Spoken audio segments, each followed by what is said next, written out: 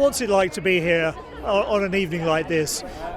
It's an absolute honour. I mean, really, I never expected to be walking here in my life, and here I am, and representing Ridley and Gladiator. So no, it's great to be in London, and thrilled to be with you all. Have there been any surprising responses? Because we were talking to Volker Bertelmann about Conclave earlier, and he was surprised at some of the responses to the film, in that it reached generations that he wasn't necessarily expecting it to reach.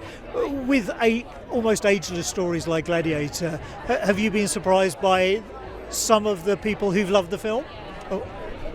Yeah, I think. I mean, yes and no. I mean, yes, because I think the continuation of an iconic film is always nice to have, where people embrace it again, and they want to go back to the Colosseum and see what Ridley's up to this time in ancient Rome.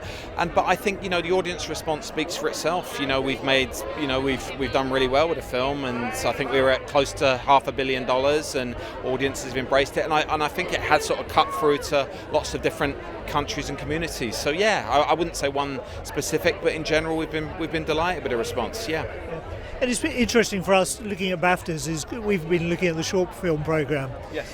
Is there any exciting new talent coming through that you've noticed, who you're kind of expecting to see maybe pick up a feature nomination in the next few years? Interesting. In terms of young British filmmakers, or just from anywhere anywhere in the world or anywhere in Europe, because there's obviously new stories to be told and different ways to tell them. And I'm just wondering what excites you about some of these new stories.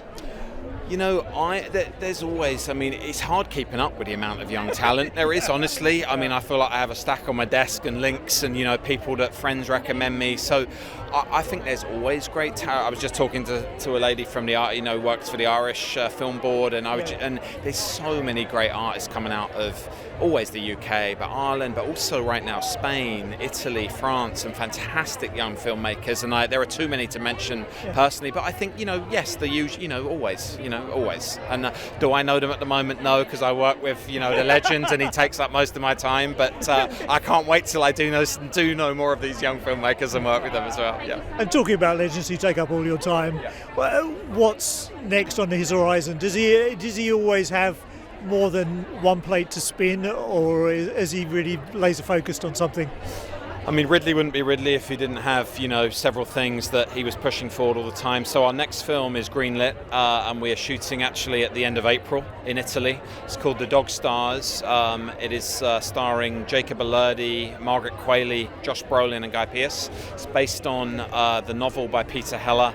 Fantastic script from Mark Smith, and it's a story set in the future. It's about a friendship when the world is very different from now, about 30-40 years hence, and it's about two people who become friends, and they navigate an unknowable and mysterious new world.